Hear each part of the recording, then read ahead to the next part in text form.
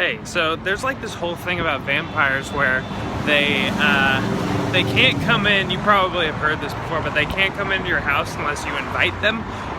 And that brings up like a whole lot of issues about like ownership and like if you're not on the lease, can the vampire come in, or can they only come in if they don't know you're on the lease? Like, how does that work?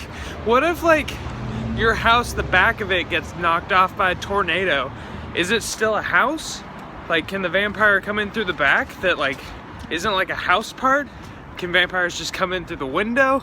They probably can't come in through the window, but if like your home is more or less, you know, a home or not, it's really confusing. Like, can the vampire come in but he feels real weird about it? I don't know. You tell me. Like, tell me in the comments if you think that like vampires would be able to come into a home if it's like half knocked off.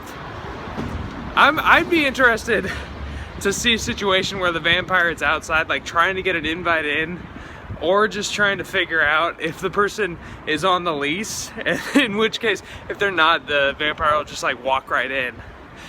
I wonder if it's like a feeling, maybe it's like a magical thing where like the vampire just knows if the owner is like there or not, or like if there is an owner of the place. Like if it's an abandoned home, maybe the vampire just goes like, oh, I can come right in. Like if the owner's out there somewhere, then does the vampire need to like ask the owner specifically, or just anybody who's inside? In which case the vampire could just like find some dude to walk inside, turn around and be like, come on in, vampire, and then the vampire gets in.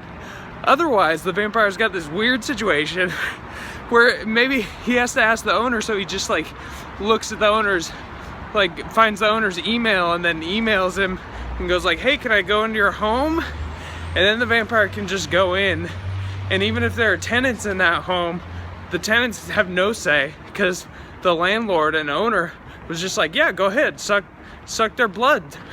Worst landlord ever. I'm out of breath. I just walked up a hill. Why do I exercise? Why don't I exercise? You know, I'm keeping in theme with my week endings, and it's one of the things that people really like about me. Or they don't, but I do it either way. You know, whatever.